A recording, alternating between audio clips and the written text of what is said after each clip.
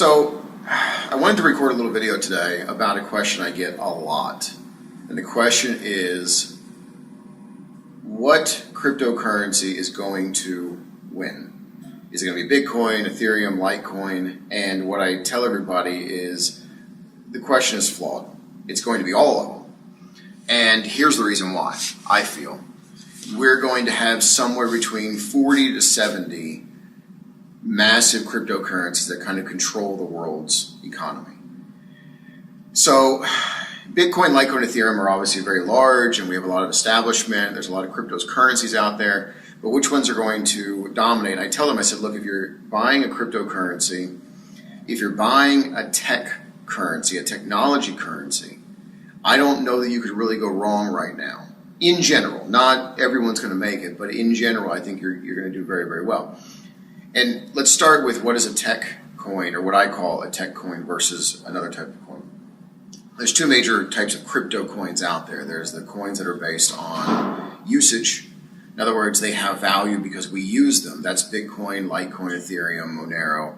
They have value because people want to use them. Meaning, if Monero goes to $1 million a coin and I need to send $20 with Monero, it doesn't matter to me what the price of Monero is. I'll just buy a small enough increment to get 20 bucks worth and send it off. Okay, those are tech coins. Then you have coins like, OMG. I believe Neo, maybe. OMG may not be, actually. Ethlend, Salt. These are coins that are based on the performance of some other factor. Salt isn't used to transact in.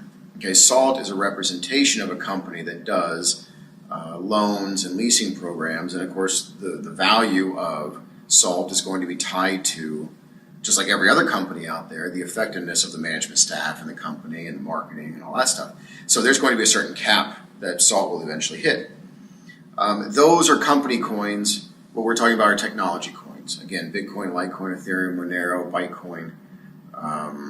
There's a few others in there. I mean, obviously there's a ton of others in there. But let's talk about the underlying concept.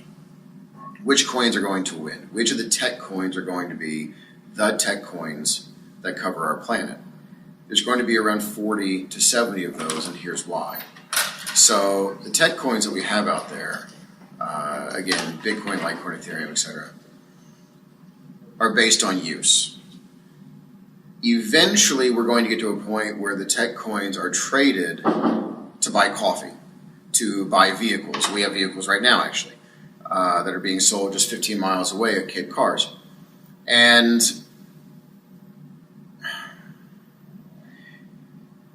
when you take in the Lightning Network and SegWit and block sizes and et cetera, et cetera, et cetera, et cetera, there's a certain point at which you can't scale any further on what I call coffee transactions. In other words, if Bitcoin was just dealing with the high-end transactions of, let's say, only transactions over 20,000, it would run just fine. We would have enough capacity to handle a huge number of people.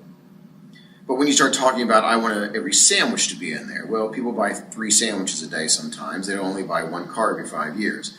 You get the idea that there's a difference of scale there depending on what they're purchasing. So point is that if we want a cryptocurrency to work with the coffee transactions of the world, we can scale them at peak efficiency after everything is implemented to around 500 million people. Okay, that's it, 500 million. I can't send your coffee to 20,000 nodes out in the world every time you buy a coffee.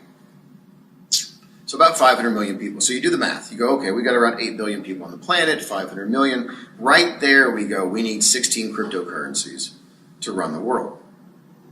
You go, okay, so that's a peak efficiency. Fine.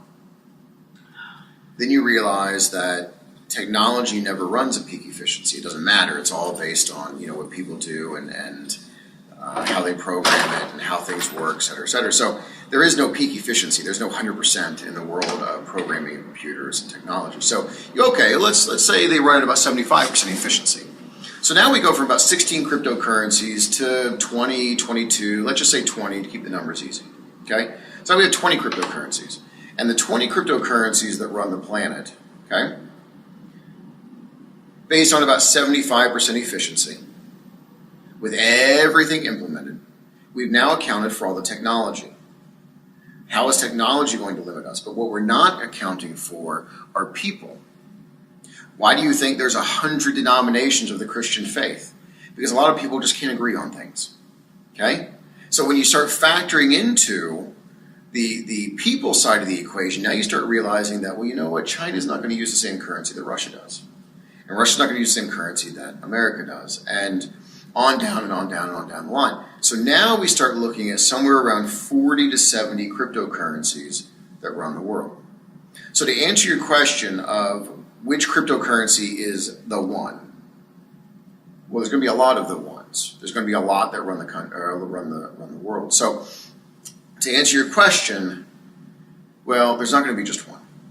And you going out there right now trying to find just one, if there's ever been an argument for diversification in a portfolio, I believe this is it. There's not going to be just one cryptocurrency, or even 5, or even 10 that run this world. Probably closer to 40, 50, 60, 70. Anyway, so I just want to answer that question for everybody, so when people ask me this question again, I can send them a link to this video. Okay, have a good day.